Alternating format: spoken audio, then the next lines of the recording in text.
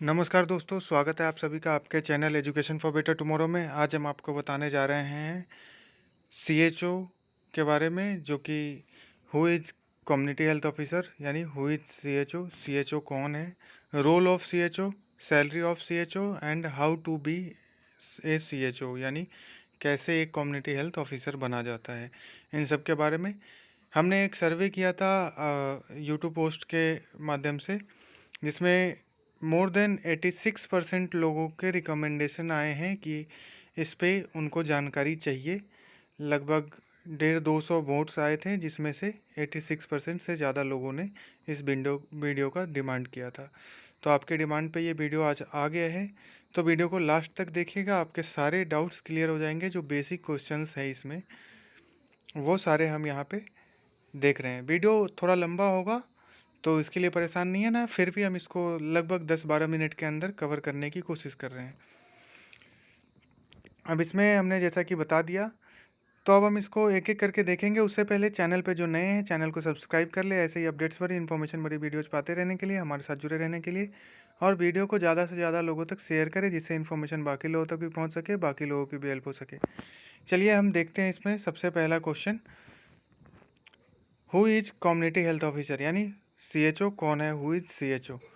तो जो central government का जो फ्लैगशिप चला था आयुष्मान भारत स्कीम, उसके अंतर्गत 1,20,000 कम्युनिटी हेल्थ ऑफिसर को हेल्थ एंड वेलनेस सेंटर पे प्लेस्ड करना था 2022 तक का। Minister of state for health Ashwani Choubey informed Rajya Sabha on Tuesday, यानी कि ये बहुत पहले का नोटिफिकेशन था, जिसमें मिनिस्टर के द्वारा ये बात कही गई।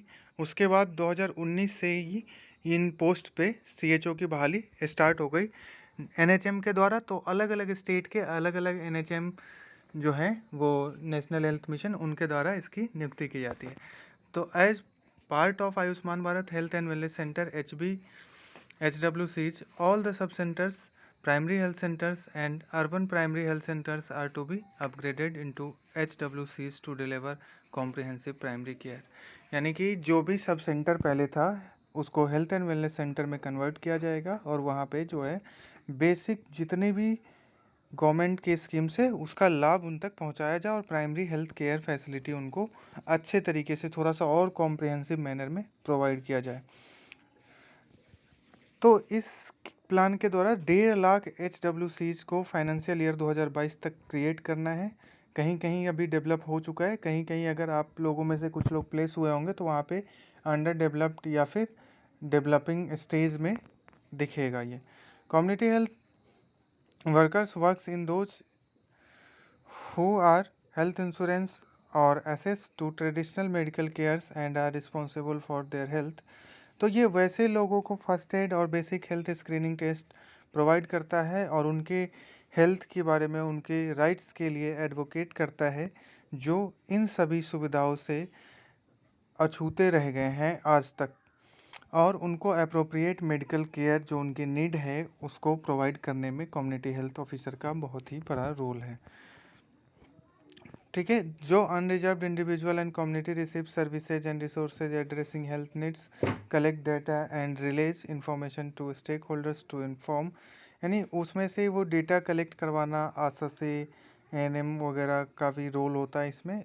तो उन सब को लीड करके एक प्रॉपर चैनल के माध्यम से उनको इन्फॉर्मेशन और प्रोग्राम की पॉलिसीज़ के बारे में बताना, और अपने हायर अथॉरिटी से उनकी नीड्स को फुलफ़िल करने के लिए डिमांड करना, ये बेसिक नीड है सीएचओ की पोस्ट की। अब इसमें रोल्स की बात करें तो जैसा कि हमने ऊपर भी बताया, उसमें बहुत सारी रोल्स के से रिलेटेड बातें थी। अब CHO provides maternal and reproductive health services.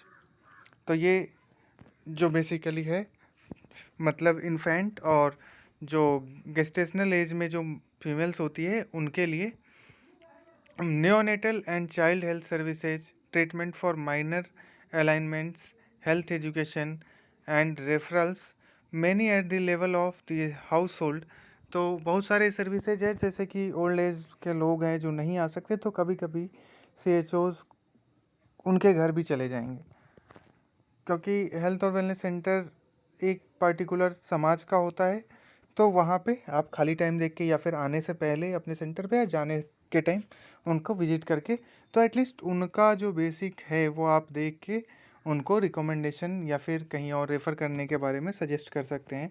तो ये सारे रोल्स हैं जो एक सीएचओ को लोगों के साथ कनेक्ट करके रखता है और ऐसा माहौल क्रिएट करता है जहाँ पे आपको ज़मीनी हकीकत दिखेगी हेल्थ सिस्टम की और आपको एक मौका मिलेगा कि उस ज़मीनी हकीकत से आप रूबरू होकर उसको सुधारने की कोशिश करें, क्योंकि बहुत सारे ऐसे लोग मिलते हैं जिनको ये नहीं पता होता कि उनकी राइट्स क्या है।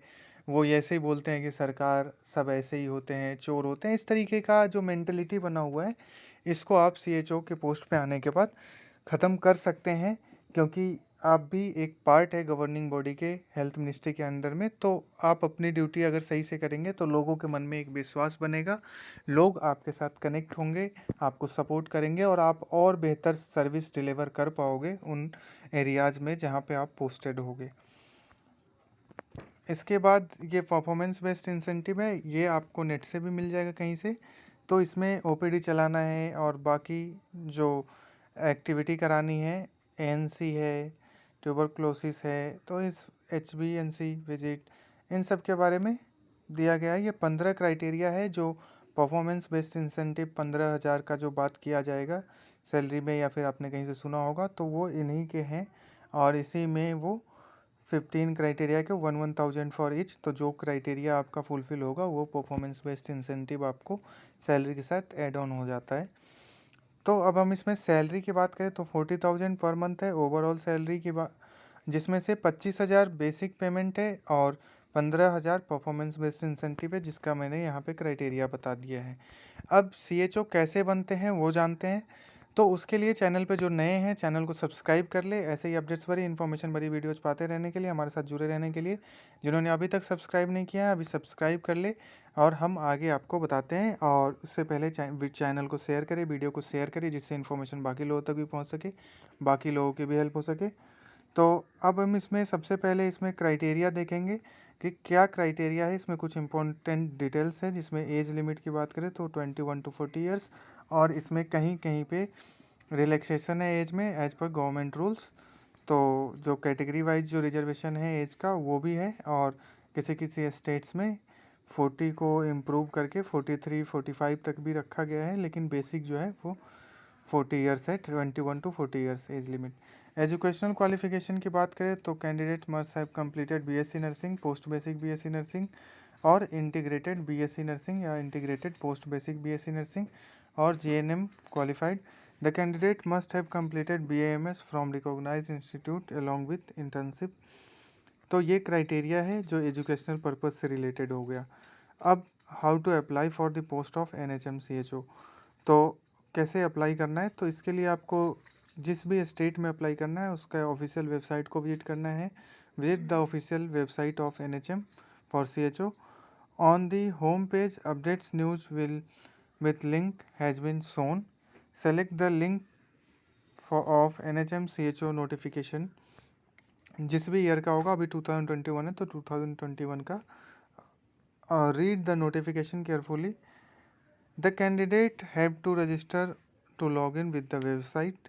उनको रजिस्टर करना होगा वेबसाइट ओपन करने के बाद।